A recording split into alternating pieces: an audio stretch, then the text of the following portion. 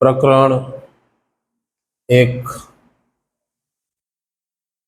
વાસ્તવિક સંખ્યાઓ। આનો થોડો પરિચય જે છે એ તમે ધોરણ 9 ની અંદર મેળવ્યો છે। વાસ્તવિક સંખ્યાઓ જે છે એમાં અત્યાર સુધીનું આમ જુઓ તો આપણું જે સંખ્યા જ્ઞાન છે એને આપણે સમય અને અસમય સંખ્યામાં વર્ગીકૃત કર્યું છે એમ કહેવાય।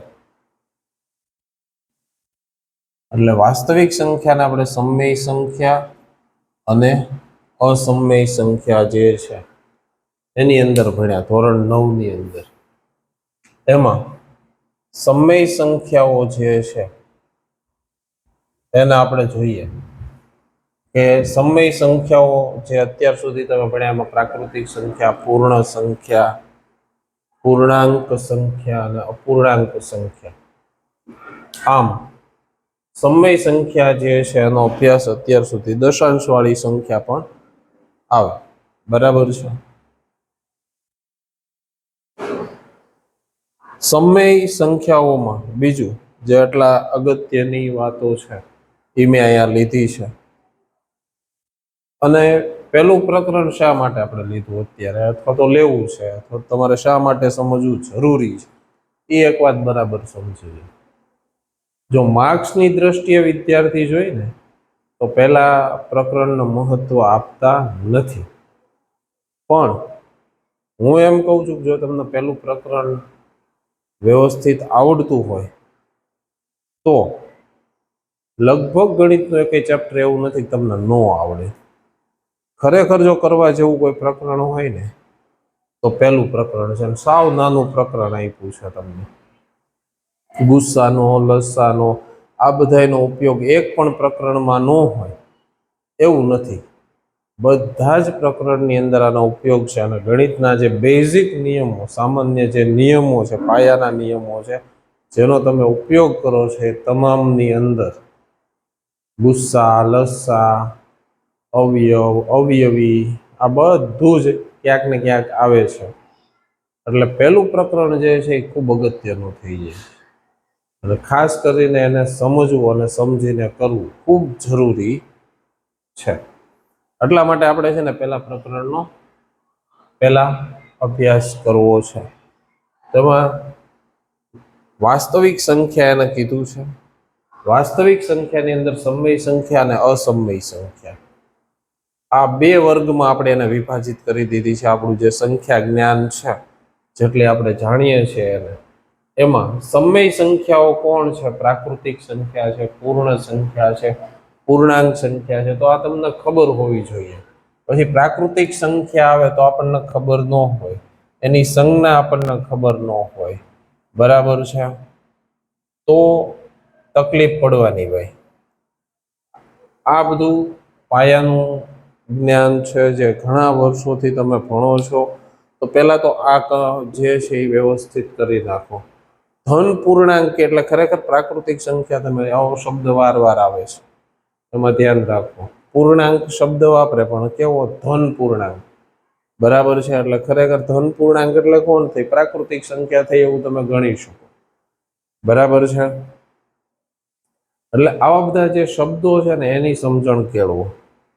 અપૂર્ણાંક સંખ્યા તરીકે મેં કીધું છે પી અપોન ક્યુ, જ્યાં પી અને ક્યુ પરસ્પર અવિભાજ્ય હોય અને ક્યુ 0 ન હોય અને પી અને ક્યુને જો ઝેડમાંથી લેવામાં આવે તેવી અપૂર્ણાંક સંખ્યાઓ। એટલે ટૂંકમાં તમને સમજાય જો કે આપણે સમય સંખ્યા તરીકે પણ આવી વ્યાખ્યા આપવાના છીએ, બરાબર છે, ત્યારે એની વધારે આ બધા શબ્દોની આપણે આગળ ઓળખ મેળવી। ટૂંકમાં અપૂર્ણાંક સ્વરૂપની સંખ્યાઓ 7/2, 5/3, એમાં અંશ અને છેદ જો બંને પૂર્ણાંક સંખ્યાઓ હોય તો એ હંમેશા સમય સંખ્યા જ હોય। તો છોકરાઓ છે ને મોટા ભાગે કન્ફ્યુઝ ક્યાં હોય છે, તો સાહેબ બાકી કોણ રહ્યું, દશાંશવાળી સંખ્યા તમે નથી લખી અહીંયા, એટલે મોટા ભાગના હું માની લે દશાંશવાળી સંખ્યા સાહેબ રહી અસમય સંખ્યા કહેવાતી હશે, એમ ને? નહીં। આ વાત પૂરી થાય પછી તમારે આ બે શબ્દોને સ્પષ્ટ સમજી લેવાના છે અને આ સંખ્યાઓની સ્પષ્ટ ઓળખ તમારામાં હોવી જોઈએ, અને ઈ થઈ જશે. બરાબર છે.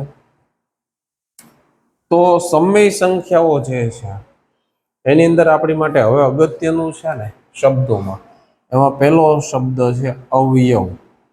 હવે જો બીજું જ પ્રકરણ છે બહુપદીના અવયવ. બહુપદીના અવયવ પાડો એમ કે તમે પાડો છો, પછી આપણે પૂછવી નહીં કે ભાઈ આયા તે પી ઓફ એક્સ આપ્યું હતું, x+2 મળ્યું છે તને, તો x+2 શું છે ખબર નથી. x+2 એ આપ્યું હતું, આ મધ્યમ પદ વિભાજન હતું, મધ્યમ પદ વિભાજનની રીત કરીને એટલે x+2 મળ્યું. પછી આપણે કદાચ આવડે કે એના અવયવ છે, પી ઓફ એક્સ નો અવયવ છે એમ કે, તો આપણે એમ પૂછીએ કે અવયવનો મતલબ શું થાય. તો જો અવયવનો મતલબ ન ખબર હોય, બરાબર છે, તો પણ તકલીફ પડે છે. એટલે આવા બધા શબ્દોની જે સમજ છે એ જો સ્પષ્ટ હશે તો ગણિત છે ને એકદમ સહેલું છે, કોઈ વસ્તુ અઘરી નથી. તો અવયવ કોને કહેવાય? તો કે જો પૂર્ણાંક એ ને બી વડે નિશેષ ભાંગી શકાય તો બી ને એનો અવયવ કહે છે.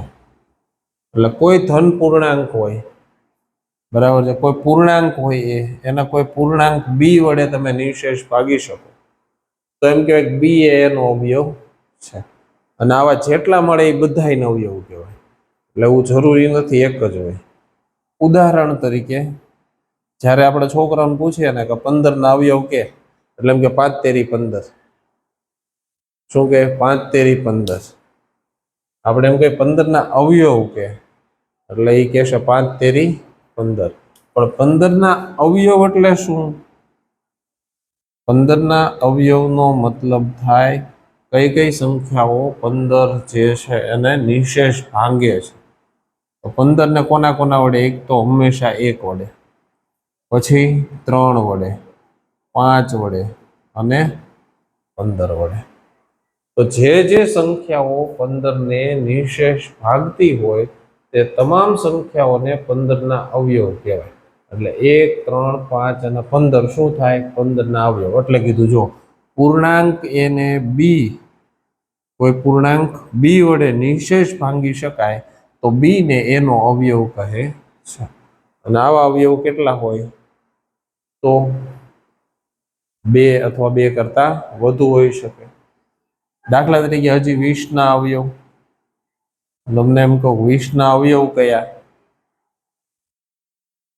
20 કઈ કઈ સંખ્યાઓ વડે નિશેષ ભાગી શકાય?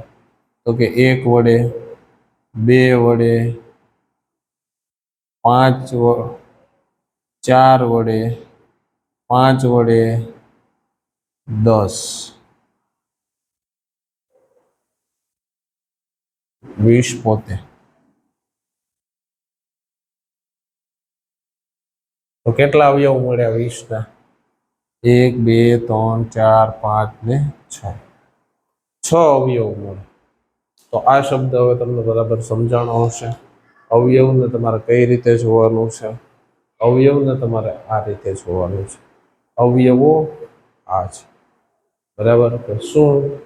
જો પૂર્ણાંક એને પૂર્ણાંક બી વડે નિશેષ ભાગી શકાય તો પૂર્ણાંક બી ને પૂર્ણાંક એનો અવયવ કહે છે. 15 અવયવ તો 1, 3, 5 અને 15 જે છે એના વડે 15 ને નિશેષ ભાગી શકાય. નિશેષ ભાગી શકાવું એટલે શું? ઘણા એમ પૂછે પછી નિશેષ ભાગી શકાય એટલે શું?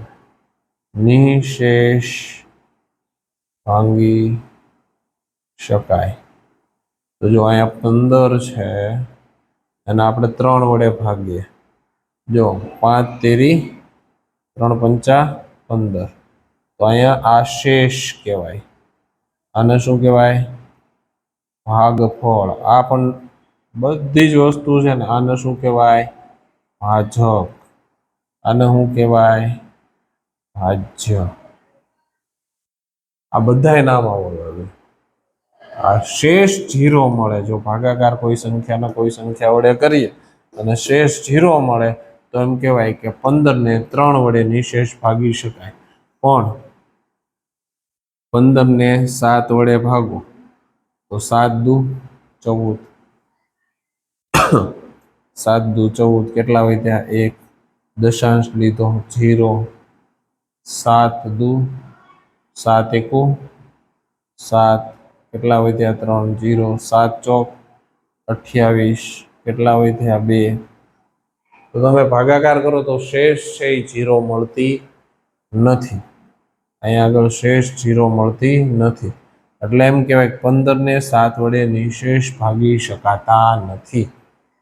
તો એટલા માટે 7 એ 15 નો અવયવ નથી. આપણે છોકરાઓને પૂછ્યા ને કે 7 છે એ 15 નો અવયવ કેમ નથી, તો કે 15 ને 7 વડે ન ભાગી શકાય. બોલો છે ને એનું અર્થઘટન કરો. 15 ને 7 વડે ન ભાગી શકાય, ખોટા શબ્દો છે. 15 ને 7 વડે ભાગી શકાય, એ બે કઈ ના પાડે છે? ના, અમારા દુશ્મનાવટ છે, અમે નો એકબીજાને ભાગી શકીએ. ભાગી શકાય. 7 ને 15 વડે ને 15 ની 7 વડે બે ભાગાકાર થઈ શકે. એ બેમાંથી કોઈ ના પાડતા નથી. બરાબર છે? એ કામ માત્ર આપણી આગળ જ છે. એટલે અહીંયા આગળ એવું ક્યારેય બોલો ને, અર્થઘટન કરો અને સમજો બરાબર. શું કહેવાય? આપણે બોલ્યા જ નથી અત્યાર સુધી. આપણે કેવું બોલ્યા છે? એવું બોલ્યા છે. કાં તો હું કે 15 7 ના ઘડિયામાં 15 નો આવે, કાં તો હું કે 15 ને 7 વડે ન ભાગી શકાય. પણ ખરેખર શું વિચાર છે? 15 ને 7 વડે નિશેષ નો ભાગી શકાય, 15 ને 3 વડે નિશેષ ભાગી શકાય. બરાબર છે? તો જે નિશેષ ભાગે એને અવયવ કહેવાય. જે નિશેષ ભંગાય, 15 છે એ 3 વડે નિશેષ ભંગાય છે, તો એને શું કહેવાય? અવયવી. બરાબર? અવયવ. પછી અવયવી ઘણી વાર માંગ્યા હોય. આગળ જો આ જે સંભાવના ને એવા ચેપ્ટર છે એની અંદર, પછી 5મા પ્રકરણમાં અમુક દાખલા છે એમાં આવા શબ્દો વાપર્યા છે.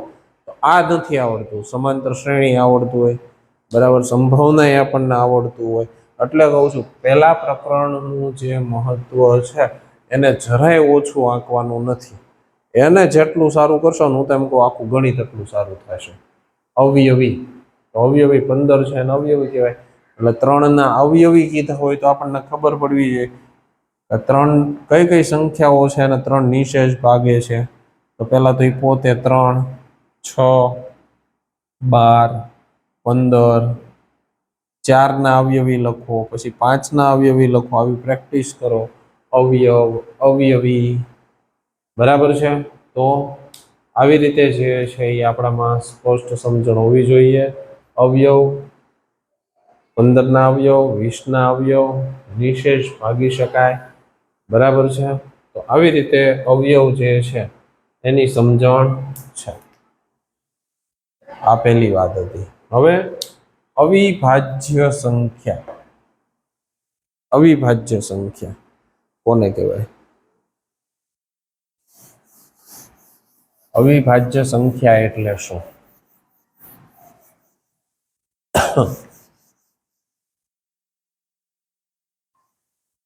તો એમાં ગણાય ગયા સાહેબ, જેને ભાંગી ન હોય કઈ ને અવિભાજ્ય સંખ્યા કહેવાય.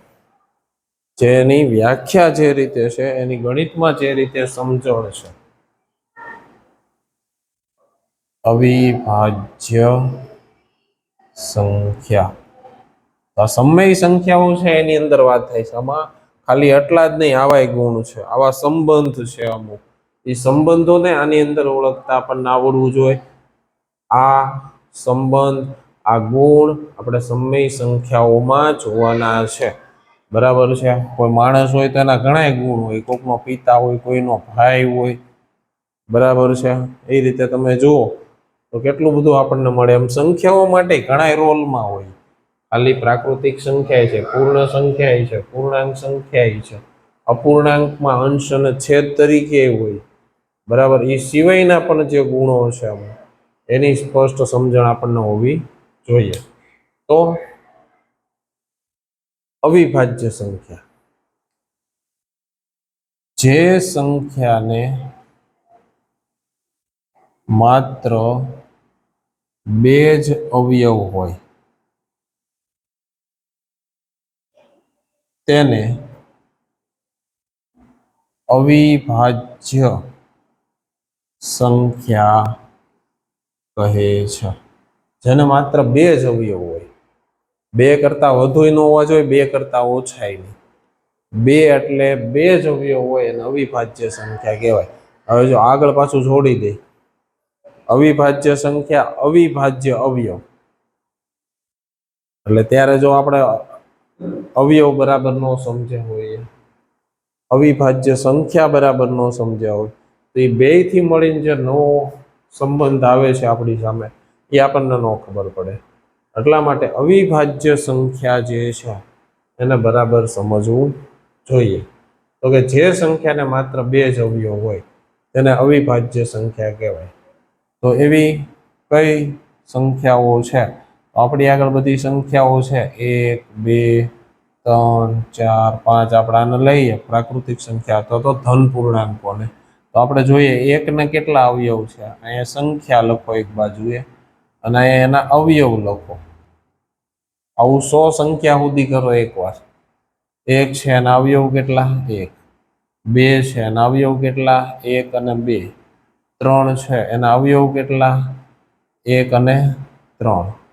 4 છે તો એના અવયવ કેટલા? 1 2 અને 3. 5 ના અવયવ કેટલા? 1 અને 5 પોતે. 6 ના અવયવ 1 2 3 અને 6 પોતે. આ એના અવયવ થયા 1 2 3 અને 6. 7 ના અવયવ 1 અને 7. 8 ના અવયવ 1 2 4 અને 8 પોતે. 9 ના અવયવ 1 3 અને 9. 10 ના અવયવ 1 2 5 અને 10. તો આ એ સંખ્યાઓ છે, આ એના અવયવ છે, એટલે કે આની વડે એને નિશેષ ભાગી શકાય છે. તો એકમાં જુઓ, એકને કેટલા અવયવ છે? એક જ અવયવ છે. તો અવિભાજ્ય સંખ્યાને કેટલા અવયવ હોય? તો કે બે જ અવયવ હોવા જોઈએ. બે અવયવ હોવા જોઈએ તો, એટલે એક છે એ અવિભાજ્ય સંખ્યા નથી. અને વિભાજ્ય સંખ્યાને શું હોય? તો કે બે કરતા વધુ અવયવ હોય. જો સંખ્યા વિભાજ્ય સંખ્યા હોય, બરાબર છે. વિભાજ્ય કોને કહેવાય? તો કે જેને બે કરતા વધુ અવયવ હોય. તો એક છે એ અવિભાજ્ય પણ નથી, વિભાજ્ય પણ નથી. શા માટે? આવું પૂછીએ કે બોર્ડમાં, બરાબર, તો અહીંયા આપણને ખબર હોવી જોઈએ કે એક વિશિષ્ટ સંખ્યા શા માટે છે? કારણ કે તેને બે અવયવ નથી અને બે કરતા વધુ અવયવ નથી. બે અવયવ નથી એટલે એ અવિભાજ્ય સંખ્યા નથી, અને બે કરતા વધુ નથી એટલે એ વિભાજ્ય નથી. એટલા માટે આપણે એને શું કીધી? વિશિષ્ટ સંખ્યા. એટલે જ્યારે અવિભાજ્ય અને વિભાજ્યની વાત આવે, જ્યારે અવિભાજ્ય અને વિભાજ્યની વાત આવે ત્યારે એક જે છે એના લીધું ત્રીજો એક વર્ગ બને છે, જેને આપણે કહીએ વિશિષ્ટ સંખ્યાનો વર્ગ, જેમાં એક પોતે એકલું જ છે. પછી બે, કેટલા અવયવ છે? તો અવિભાજ્ય સંખ્યા. પછી બે છે એ કેવી થશે? અવિભાજ્ય સંખ્યા. તો 3 ને કેટલા અવયવ છે? 2. તો અવિભાજ્ય સંખ્યા. 4 કેટલા અવયવ છે? 3. તો વિભાજ્ય સંખ્યા. આવી રીતે પછી લખો જગ્યા છોડી. અહીંયા કેટલા અવયવ છે? 2. તો અવિભાજ્ય સંખ્યા. કેટલા અવયવ છે? 6 ને 1 2 3 અને 4. તો 2 કરતા વધુ છે માટે વિભાજ્ય સંખ્યા.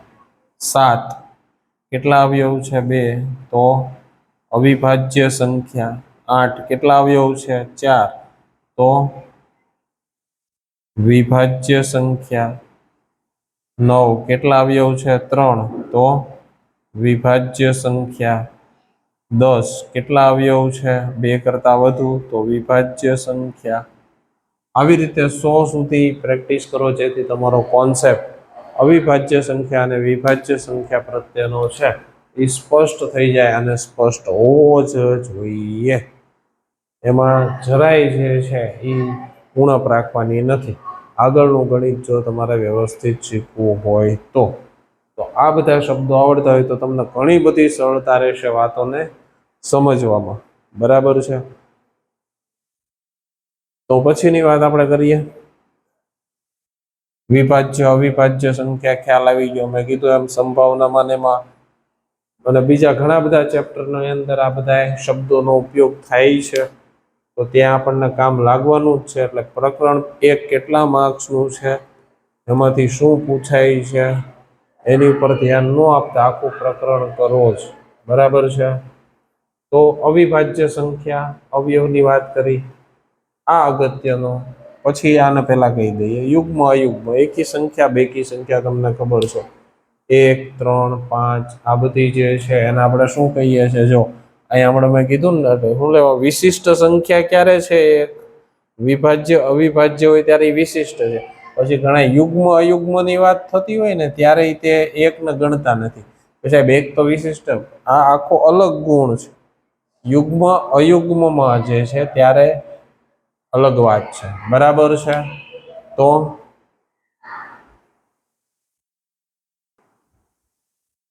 તો યુગ્મ એટલે બેકી સંખ્યા, અયુગ્મ એટલે એકી સંખ્યા. બેમાંથી જે પર્યાય વાપર્યો હોય એ આપણને ખબર હોવી જોઈએ. હા, પરસ્પર અવિભાજ્ય સંખ્યા. તમે કોઈ જગ્યાએ લગભગ એનો ઉપયોગ નથી કર્યો કોઈ શબ્દનો. હા, શબ્દ સ્પષ્ટ રીતે આવી રીતે તમારી સામે કદાચ નથી આવ્યો એવું બને, પણ પરસ્પર અવિભાજ્ય નો ઉપયોગ તમે કરો છો, તમને ખબર જ છે, પણ તમે એને આ રીતે જે છે સ્પષ્ટ ત્યાં જોયું નથી, અથવા તો ત્યાં સ્પષ્ટતા કરી નથી. જેમ કે તમે પીક્યુ સ્વરૂપ મેળવતા હતા ત્યારે 10/15 આવે તો તમે આ જવાબ નથી લખતા. 10/15 આવ્યું તો તમે કોઈ દી આ જવાબ નથી લખ્યો. તમે લખ્યું છે 2/3. 5 દુ 10, 5 તેરી 15. તો તમે આવું શા માટે કરો છો? પછી એક શું તકલીફ છે? એક ખરેખર એવો લેક્ચર છે કે જે અમુક ઓલા અમિતાભ બચ્ચનના તમે જો પિક્ચર જોયા હોય, અથવા તો અત્યારે ઘણા એના ઓલામાં અમુક જે મુંબઈયા લેંગ્વેજ હોય છે, એની જેવી લેંગ્વેજનો છે ને ઉપયોગ ગણિતમાં થાય છે. ઉદાહરણ તરીકે આપણે જોઈએ તો અમિતાભ બચ્ચનના સમયની અંદર એના પિક્ચરની અંદર અપન અને એવા ઘણા બધા ભાષા અને એનો ઉપયોગ કર્યો હતો, જે સામાન્ય બોલીમાં ન હોય. કોઈ માણસ જે છે ને, અમુક છોકરાઓ કે અમુક ઓલા ખાસ જે ટોળકી હોય એમાં જે બોલાતી હોય. બરાબર છે. પણ આપણે ગણિતમાં મને થોડુંક એવું લાગે છે કે આવી ભાષા છે ને વ્યાપક થઈ ગઈ છે. થોડીક ત્યાં ભૂલ થાય છે. તમને ન આવડવાનું કારણ છે, જેમ કે અહીંયા હું તમને દઉં, સીધા આપણા મુદ્દા ઉપર આવ્યું. આપણે આમ કરીએ ને, જો તમને આ ખબર હોત, જો આપણે ગાણિતિક ભાષાનો ઉપયોગ કર્યો હોત ને, તો અહીંયા શું કે 5 અને 5 ઉડી ગયા. કોઈ જગ્યાએ ગણિતમાં એવો શબ્દ આપ્યો છે કે ઉડી ગયા. 5 અને 5 ઉડી ગયા. મને નવાઈ લાગે. મને એ છે ને એવા એના સીન કે એવું હોય ને, આવી ટપોરી લેંગ્વેજ ને એ યાદ આવે ત્યારે. 5 અને 5 ઉડી ગયા. કેવી રીતે ઉડી ગયા? હું ત્યાં પાંખ ગોતું છું. 5 હું પાંખ આવી કે ઉડી ગયા? એટલે ઉડી ન ગયા કહેવાય, ભાગાકાર થયો. જો તમે ત્યાં એમ કહો ને ભાગાકાર થયો, એટલે ખરેખર તમે શું કર્યું કે 10 અને 5માં 5 અવયવ સામાન્ય હતો, એનો ભાગાકાર કરી નાખ્યો અને તમે આ સ્વરૂપ લાવ્યા. એટલે 10 અને 15 જે છે ને, 10 અને 15 પરસ્પર વિભાજ્ય સંખ્યાઓ છે. કેવી? વિભાજ્ય. પરસ્પર વિભાજ્ય, જો અવિભાજ્ય યાદ રાખજો, અવિભાજ્ય સંખ્યા જે સમજણ છે કોની માટે છે? એક સંખ્યા માટે છે. કોઈ એક સંખ્યા છે તે કેવી છે? 5 કેવા છે? વિભાજ્ય છે, અવિભાજ્ય છે? ખ્યાલ આવ્યો? 7 અહીંયા આગળ પરસ્પર અવિભાજ્ય જે સમજણ છે એ બે સંખ્યાઓ વચ્ચેનો સંબંધ છે. 10 અને 15 છે. 10 અને 15 પરસ્પર કેવી સંખ્યાઓ છે? પરસ્પર અવિભાજ્ય છે કે વિભાજ્ય છે? તો જ્યારે બે સંખ્યાઓ અથવા તો પૂર્ણાંકો a અને b માટે જો ગુસ્સાઅ a, b બરાબર 1 મળે તો a અને b પરસ્પર અવિભાજ્ય સંખ્યાઓ અથવા તો પૂર્ણાંકો છે તેમ કહેવાય. ખ્યાલ આવ્યો? બેયનો ગુસ્સા કેવો થવો જોઈએ? 1. આની પછી આપણે ગુસ્સાની વાત કરવી જ છે. એનો ગુસ્સા જો અહીંયા આગળ 10 છે. હવે આપણે એક ઉદાહરણ લઈએ જે આગળ આ વાતને છે ને સમજવી વ્યવસ્થિત જરૂરી છે. હું તમને એમ કહું 9 અને છેદમાં 10, 9 ના છેદમાં 10, 9 અને 10 બે સંખ્યા લે. આ સંખ્યાઓ પરસ્પર અવિભાજ્ય સંખ્યા છે. પરસ્પર અવિભાજ્ય સંખ્યાઓ જરૂરી નથી કે સંખ્યાઓ અવિભાજ્ય સંખ્યાઓ, એટલે બે અવિભાજ્ય સંખ્યાઓ તો પરસ્પર અવિભાજ્ય છે જ. શા માટે?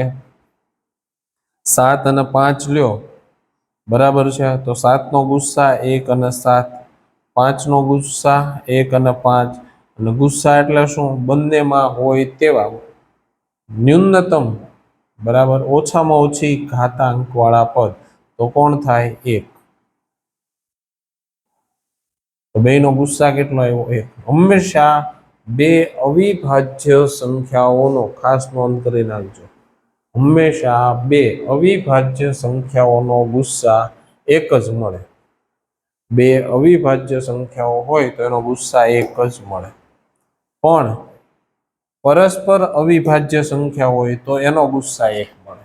પણ પરસ્પર અવિભાજ્ય સંખ્યા જરૂરી નથી કે તે સંખ્યાઓ પણ અવિભાજ્ય હોય. જેમ કે 9, હું તમને એમ પૂછું, શું 9 અવિભાજ્ય સંખ્યા છે? તમે કહેશો ના, કારણ કે 9 ને કેટલા અવયવ છે? 2 કરતા વધુ અવયવ છે. 10 ને કેટલા અવયવ છે? 2 કરતા વધુ અવયવ છે. તો 9 કે 10 અવિભાજ્ય સંખ્યાઓ નથી. પણ 9 અને 10 નો ગુસ્સા જો તમે મેળવો, બરાબર, તો કેટલો મળે? 1 જ. માટે 9 અને 10 જે છે એને કેવી કહેવાય? પરસ્પર અવિભાજ્ય. 9 અને 10 પરસ્પર અવિભાજ્ય. એટલે આપણે અત્યાર સુધી જે PQ સ્વરૂપ અથવા તો કોઈ પણ પૂર્ણાંકને લખવાની રીત કેવી છે? આવા સ્વરૂપમાં જ છે, પરસ્પર અવિભાજ્ય હોય એવા સ્વરૂપમાં. જો પરસ્પર અવિભાજ્ય ન હોય તો જે અવયવ સામાન્ય હોય એનો ભાગાકાર કરી અને પરસ્પર અવિભાજ્ય સ્વરૂપ લખવાનો જ છે. એટલે મેં તમને કીધું એમ કે તમે કોઈ આ વસ્તુ નવી નથી કરી જ છે, પણ એને તમે આવી રીતે નથી જોઈ, તમે ઉડાડી દીધા, બરાબર છે, એવા ઓલામાં એને જોયું છે કે ના ભાઈ જો હજી અહીંયા ઉડે છે ને એટલે એ છેલ્લો જવાબ ન કહેવાય, ત્યાં ઉડાડવા પડે, અને ઉડાડ્યા પછી જે આવે ને એ છેલ્લો જવાબ કહેવાય. એટલે ઉડાડવાનો મતલબ શું હતો? કે એ બેનો અંશ અને છેદમાં ગુસ્સા 5 આવે છે હજી, તો એ ગુસ્સા જે છે એનો ભાગાકાર અંશ અને છેદમાં કરીએ તો જે જવાબ આવે 2 અને 3. અંશ અને છેદનો ગુસ્સા 1 થાય ને એવું સ્વરૂપ આવવું જોઈએ. તો જેનું અંશ અને છેદ અથવા તો કોઈ બે સંખ્યા અંશ છેદમાં ન હોય ને એમ નામ આપ્યું તો પણ પરસ્પર અવિભાજ્ય હોઈ શકે, કે જે બે સંખ્યાઓનો ગુસ્સા 1 હોય. તો જે બે સંખ્યાઓનો ગુસ્સા 1 હોય એને પરસ્પર અવિભાજ્ય સંખ્યાઓ કહેવાય. આ આટલી બાબત છે કે જે કોની વાત કરીએ, સમય સંખ્યા બાબતે. આટલો ખ્યાલ તમને સ્પષ્ટ હોવો જોઈએ. આપણે વાસ્તવિક સંખ્યામાં આપણે પહેલો ટોપિક લીધો છે સમય સંખ્યાઓ કઈ છે. મેં તમને પહેલા જ કીધું એમ. હવે ઘણા એને વિચાર આવશે સાહેબ તો બાકી શું રહ્યું, આમાં દશાંશ વાળી જગ્યા નથી એટલે મેં નથી લખી, પણ ઈ છે બરાબર. તો પ્રશ્ન થાય કે તો બાકી શું રહ્યું આમાં, આ અનંત સુધી આમાં અનંત સુધી આમ, એટલે પછી શું થાય, ગમે એને અસમય કે નહીં, એકદમ સ્પષ્ટ થઈ જવાનું છે કે અસમય સંખ્યા હોય પછી ઓળખવામાં આપણે ભૂલ થવાની નથી. બરાબર છે. તો આપણે આને જોઈએ અને સાથે સાથે એની ચર્ચા પણ આપણે લઈ લઈશું કે સમય સંખ્યાઓનું દશાંશ સ્વરૂપ. એટલે અહીંયા લખી નથી મેં. સમય સંખ્યાઓ જે છે એના દશાંશ સ્વરૂપની જો આપણે વાત કરીએ તો કોઈ પણ સમય સંખ્યા તમે લ્યો, સમય સંખ્યા, તો દશાંશ સ્વરૂપ છે ને 3 પ્રકારના છે, એ ખાસ ધ્યાન રાખવાનું. 3 પ્રકારના તમને દશાંશ સ્વરૂપ છે એ મળે. કયા કયા મળે?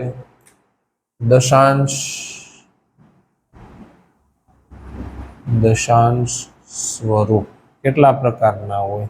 કોઈ પણ p/q સ્વરૂપની સંખ્યા હોય તો એનું દશાંશ સ્વરૂપ કાં તો શાંત હોય, એટલે કે શેષ 0 મળી જાય તો કેવું કહેવાય? શાંત દશાંશ સ્વરૂપ હોય.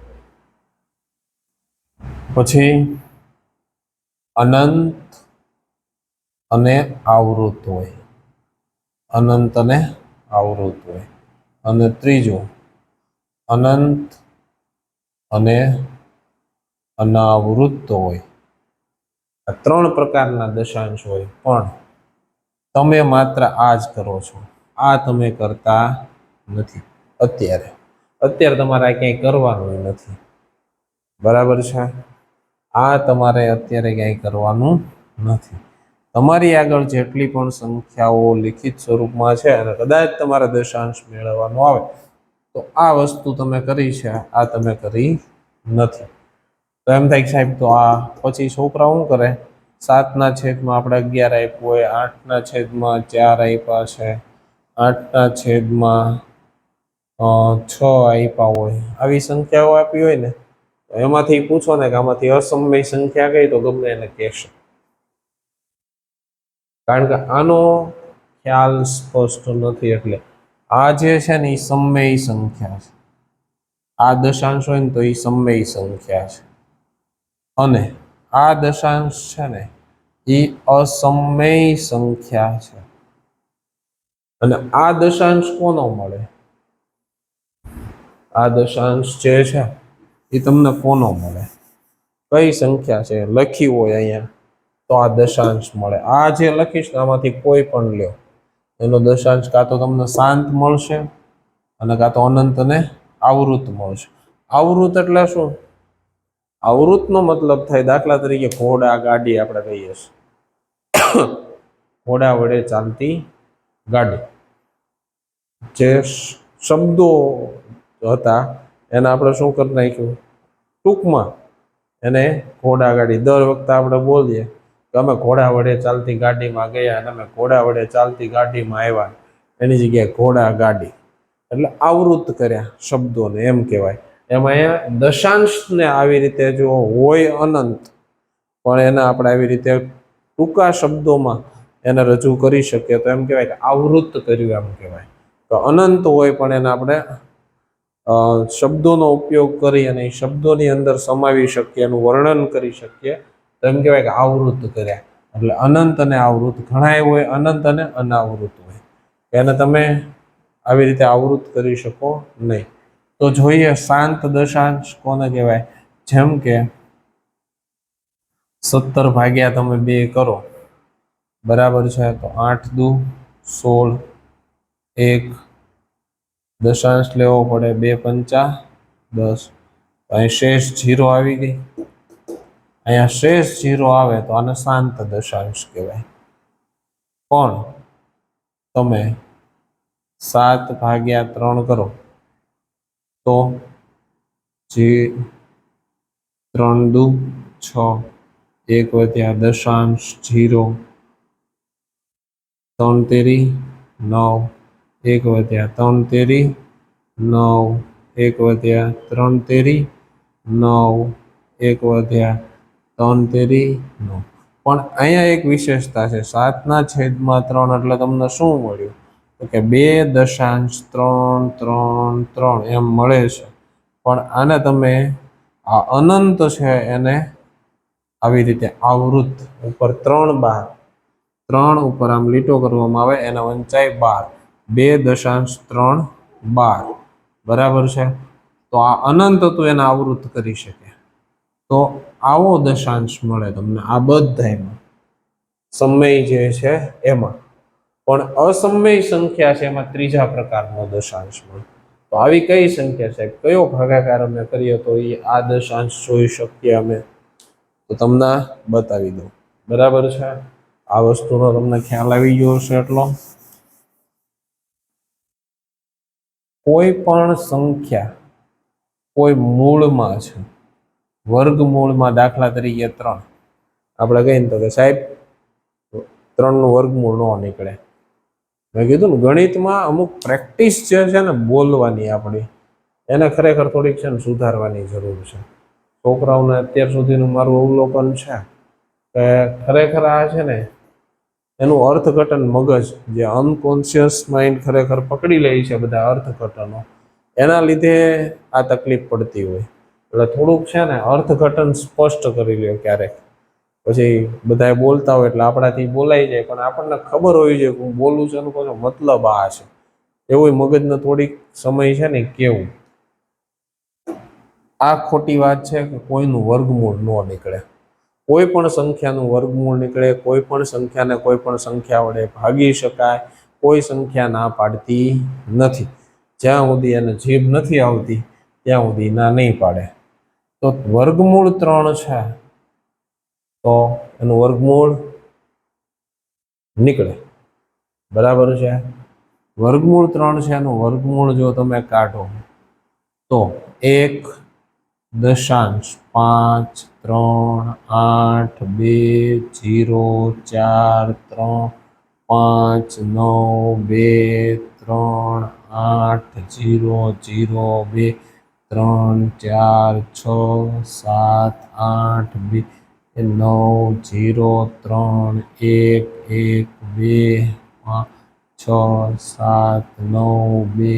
2, 3, હજી મેળવતા જાઓ. આ ઉદાહરણ તરીકે મેં લખ્યું છે. તમને એમ થાય સાહેબ આટલું બધું દશાંશ યાદ હશે, પણ જો એનું તમે વર્ગમૂળ કાઢો તો આ દશાંશ કેવા મળશે અંકો? જ્યારે હમણાં કેવું મળ્યું હતું યાદ છે ને, 2.33333 આવું મળે. 2.232323 કંઈક આવું મળે, અથવા તો ગમે તે 0.123 આવું મળ્યું. તો આ બધાને આપણે 3 બાર, 23 બાર, 123, આને કયા બાર કહીશું? આ બા એકે બારમાં આવે નહીં. એટલે આવો જે દશાંશ છે એને શું કહેવાય? અનંત અને અનાવૃત. અને આવો દશાંશ આવી જ સંખ્યાઓનો મળે. આમાંથી કોઈ પણ સંખ્યાઓનો અસમય સંખ્યા છે, કોઈ પણ સંખ્યા, મેં તમને કીધું હતું ને અસમય સંખ્યાની તમને સ્પષ્ટ ઓળખ કરાવી દે. જે સંખ્યા કોઈ પણ મૂળમાં હોય અને જો તે મૂળ પૂર્ણાંકમાં ન મળે, મેં એમ નથી કીધું કોઈ સંખ્યાનું મૂળ ન મળતું હોય, મૂળ તો બધી સંખ્યાના મળે. વર્ગમૂળ, ઘનમૂળ, બરાબર છે. તમને એમ કે 4નું વર્ગમૂળ તો આપણે કઈ 2 મળે ને, પણ હું એમ કહું 4નું ઘનમૂળ તો આપણને શું ટેવ પાડીશ? ન મળે. ન મળે એમ નહીં કહેવાનું, મળે. પૂર્ણાંક ન મળે. શું કહેવાય?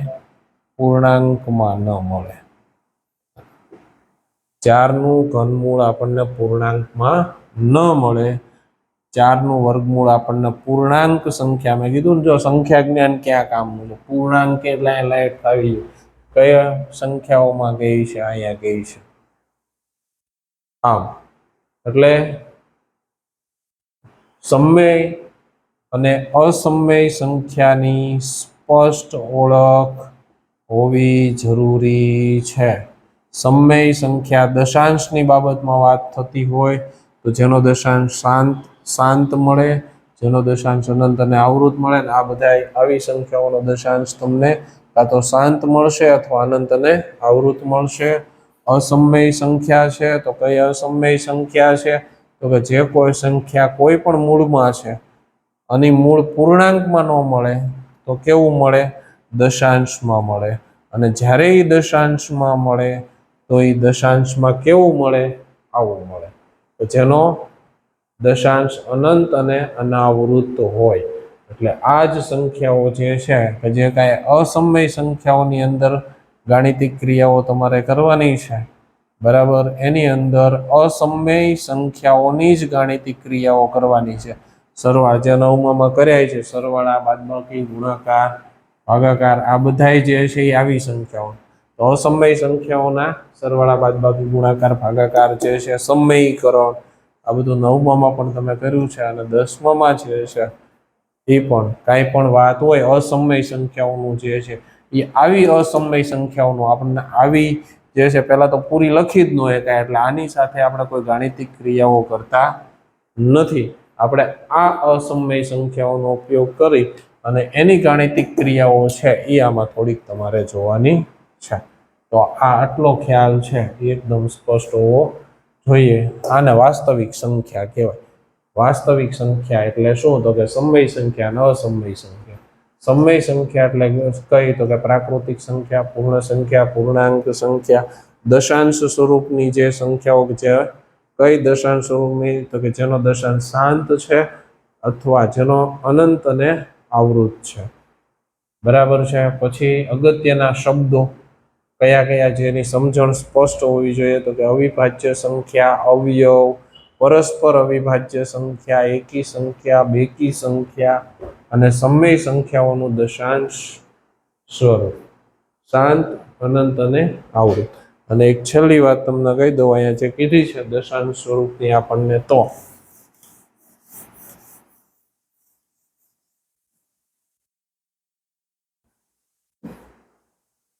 હવે એક વસ્તુ તો ખ્યાલ થઈ ગઈ, જો P/Q સ્વરૂપ સમય સંખ્યા હોય, 7/3 સમય સંખ્યા, એટલે આ બધી સમય સંખ્યા છે. તો પૂર્ણાંક સંખ્યાઓ સમય સંખ્યા કીધી, બરાબર છે. આ બધી સમય સંખ્યાઓ જો છે, 7/3, બરાબર છે, 9/4, બધી સમય. તો આમાં આપી અને પૂછવું હોય કે આનો દશાંશ કેવો હશે સમય સંખ્યામાં, શાંત હશે કે અનંત અને આવૃત, તો એના માટે તમારે ખાલી છેદ જે છે એના અવયવ ઉપરથી તમે કહી શકો. છેદના અવયવ ખાલી હોય ને, આખો ભાગાકાર કરવાની જરૂર નથી. જો છેદ 2/5 અથવા 2n/5 સ્વરૂપમાં હોય તો દશાંશ શાંત મળે. આ સિવાય કાંઈ હોય ને તો દશાંશ અનંત અને આવૃત મળે. દાખલા તરીકે તમને આપ્યું છે અહીંયા 9/4, સીધું કહી શકાય દશાંશ કેવો છે, દશાંશ કેવો છે આનો, તો કે શાંત. શા માટે, તો કે 2/2 અથવા 5 અથવા, બરાબર છે, અથવા છેદમાં ખાલી 2 નો જ ગુણાકાર હોય, 2n હોય, 5n હોય, અથવા 2/5 સ્વરૂપ હોય, બરાબર છે. તો તમને દશાંશ છે શાંત જ મળશે. 21/, તમને 8 આપી દીધું તો ભાગાકાર કરવાની જરૂર નથી. 8ના ખાલી અવયવ પાડો, 2/2 2 સિવાય બીજા કોઈ અવયવ 8ના છે નહીં, તો દશાંશ કેવો, શાંત.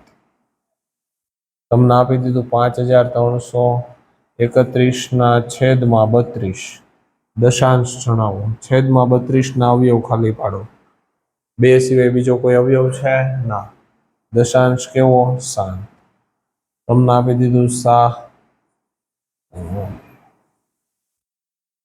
છેદમાં 125.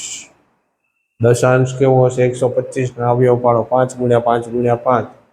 5 સિવાય બીજો કોઈ અવયવ છે? નહીં. શાંત. તો અને આ સિવાય હોય, આ સિવાય કાંઈ હોય તો કેવું હોય? અનંત અને આવૃત. અને અનંત અને અનાવૃત ક્યારે હોય? અસમય સંખ્યા હોય. કોઈ પણ સંખ્યા કોઈ મૂળમાં આપી હોય, બરાબર છે, આવી રીતે આપી હોય મૂળમાં n, મૂળ કોઈ સંખ્યા આપી હોય અને બરાબર પૂર્ણાંક ના મળે, કોઈ પૂર્ણાંક તમને ન મળે તો એ કેવી હોય? અસમય સંખ્યા છે એમ તમે કહી શકો. n મૂળમાં x હોય અને બરાબર ન મળે પૂર્ણાંક, બરાબર, તો શું કહેવાય? કોઈ પણ મૂળ હોય તો અસમય સંખ્યા છે. તો આટલો ખ્યાલ એકદમ સ્પષ્ટ તમને આવી ગયો હશે. અને તો આપણે આગળની વાત જે છે